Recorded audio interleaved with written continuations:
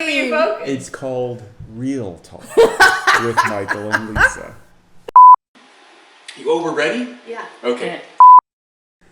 Welcome to Real Talk with Michael and Lisa. I'm Lisa, in case you were wondering. That's really useful to know because now I know for sure who I am. I am Michael. Yes. Hopefully most of you know who we are by now. And we wanted to talk about being or feeling or experiencing overwhelmed. Yeah.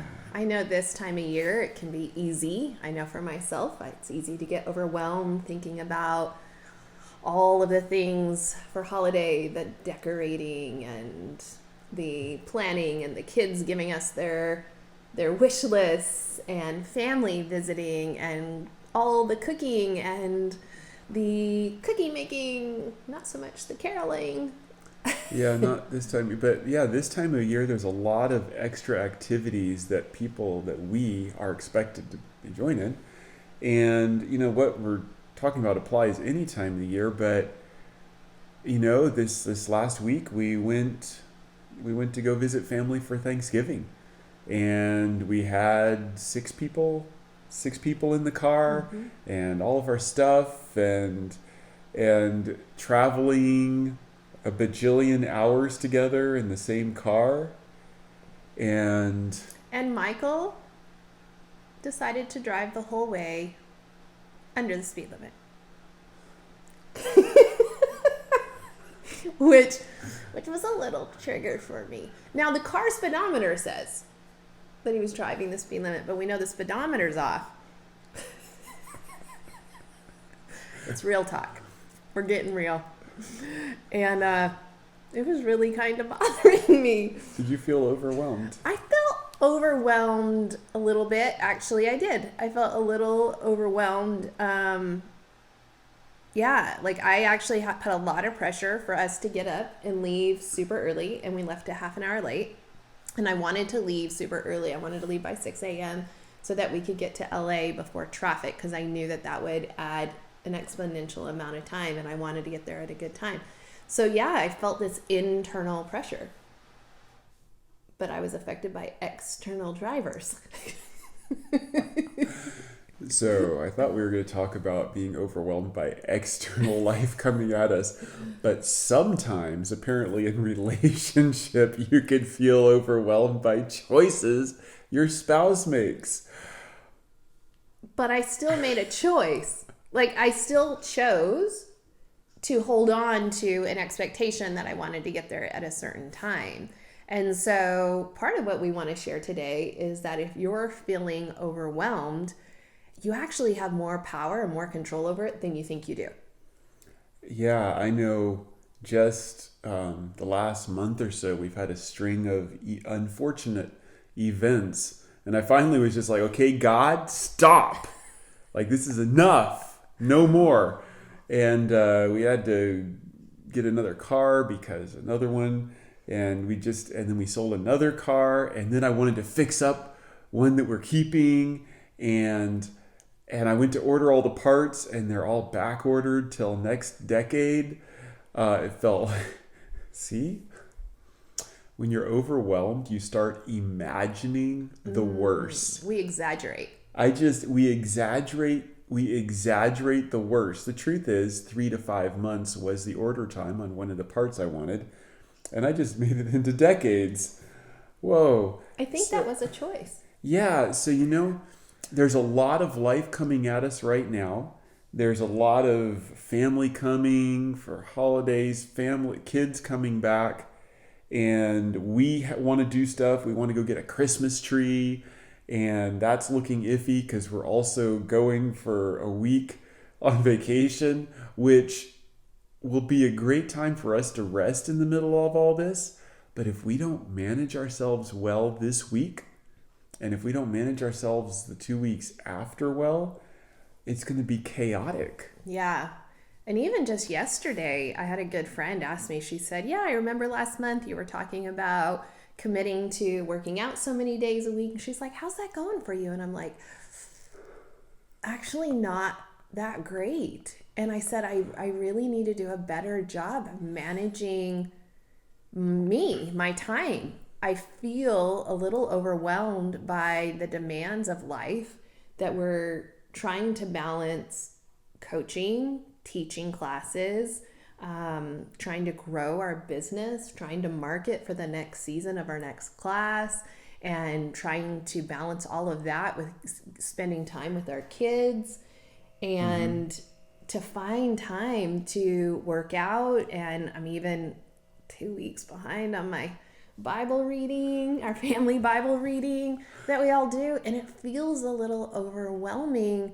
But the truth is, if I'm really honest, all those external things, I'm the one who's saying yes. I'm the one who's saying yes to all those things. And they're beautiful choices because I get something out of it, right? We don't do anything. We don't choose into anything unless there's some kind of a payoff or benefit. But it's costing me somewhere else. And so learning to find that balance of self-care, family care, and priorities. Yeah, and I think it's not just a challenge for me. It's a challenge for most people. Yeah, it is a huge challenge. I ran into something.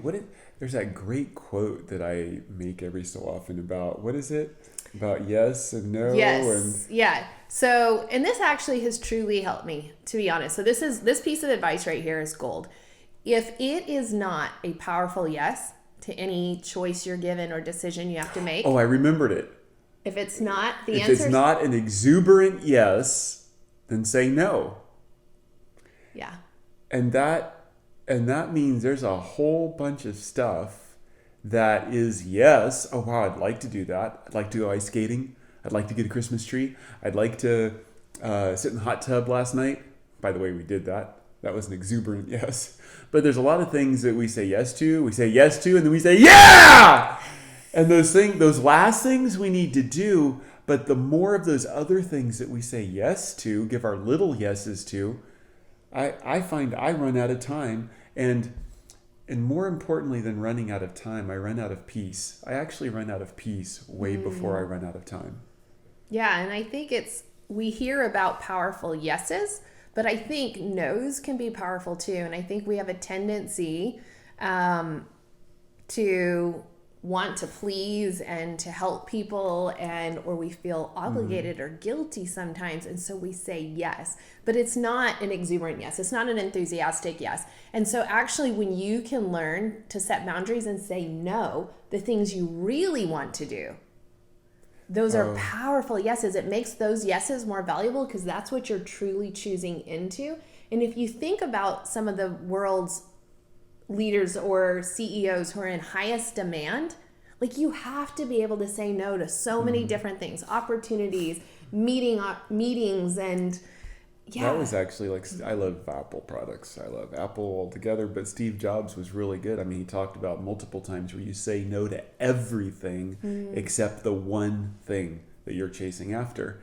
And I know I still experience being overwhelmed, especially this time of year, but my life is way more peaceful than it was even 10 years ago because I've learned to say no to fun, good stuff. I mean, with internet, with Facebook, with Instagram, with all the other social media, with Google, Pinterest. Oh my gosh, Pinterest is evil sometimes. If you can't say no, on its own, it's not evil. But all of those things, if you don't have the capacity to say no to all of those options and to say yes to the one thing, then it's not evil, but the way you're operating with it is. It's destroying your own peace and your own life. So the term FOMO that's come out in the last, become popular in the last 5 years, the fear of missing out. The problem is you can't say yes to everything and fully be committed. It's just not possible. I mean, imagine if you said yes to every woman you ever met. It would make your yes to me more diluted in marriage, right? I can't imagine being married to more than one woman. But she is awesome, but wow, that would be... So I'm so glad he said no to a lot of other women and said yes to me. Yes. So, it's a choice. Just like I chose Lisa, it's a choice to take on stuff more than you should. It's a choice to say no to things. And we want to give you your power back. We give you permission to say no this next month, to say no to things that aren't like that true one to your event, heart. that one meal, that one gift, just say no and just practice peace in replacement for that. We love you so much. It's going to be an incredible holiday time. This whole next year is going to be incredible. And we know that it's going to be through your choosing to say no to what's middle and below important and saying yes to what's the most important things in your life. Yep. Bless you in your powerful yeses. You light up my life. You are my wife.